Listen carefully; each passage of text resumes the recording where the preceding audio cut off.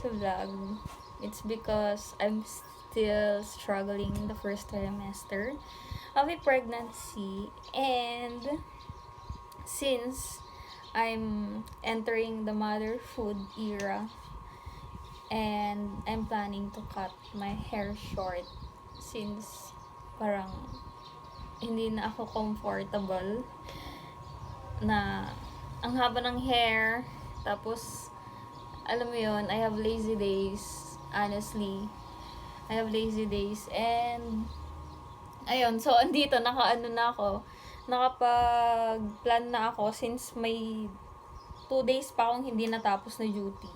And ganyan muna, but I'm planning to cut it ng something bob cut or shorter than this. So, yun, I'll just update you later kapag ka okay na. And ngayon lang din ako naging productive, guys. I ate breakfast and nainom ko na yung mga vitamins and anything. So, feeling ko ang productive ng katawan ko ngayong araw. Feeling ko lang. So, makikita ko mamaya kung magtutuloy-tuloy ba to or hindi na. But, ayun. I'll just update you later, guys. Okay, guys. So, as you can see, tapos na. Plinansya ko siya para makat ko yung pantay dito, but hindi ko pa din siya may pantay. So, ipapapantay ko na lang siya pagkadating ni ate ko. And, yan. Ito yung ganito kahaba yung nakat ko sa hair ko. And, actually, satisfied ako, pero parang too much yung pagka-short niya. So, ayan siya, ganyan. It's like, it's giving CZ haircut na, ayan, yun nga lang problema ko. Dapat lagi akong may dalang plancha sa buhok dahil may mga part na nagfa-fly away siya dahil sa sobrang kapal ng hair ko. Ayan, sa likod, fly away siya. And, or siguro kapag na-afford ko, pag na-afford kong magpa-salon ko na siguro ipapapantay. Pero makikita natin, but, ayan, yung mga naka-fly away, yun ata yung parang hindi siya fair, or hindi siya pantay dun sa may hair na na-cut ko na nandito sa harap. But, yan, satisfied ako sa nagupit ko. Pero parang masyado siyang baba, but okay naman, maganda. Bagay ko. So,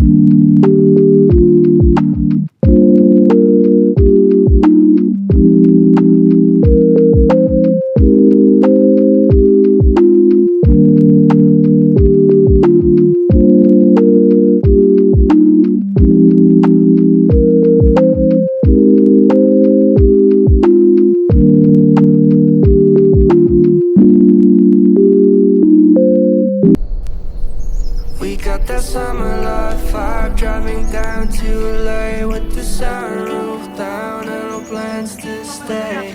I want you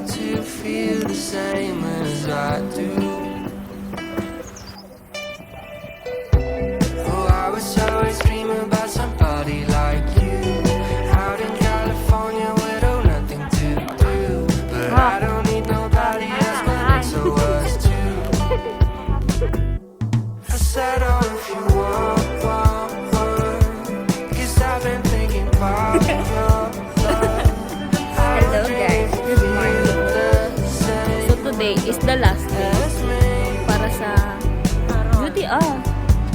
Ate ko nag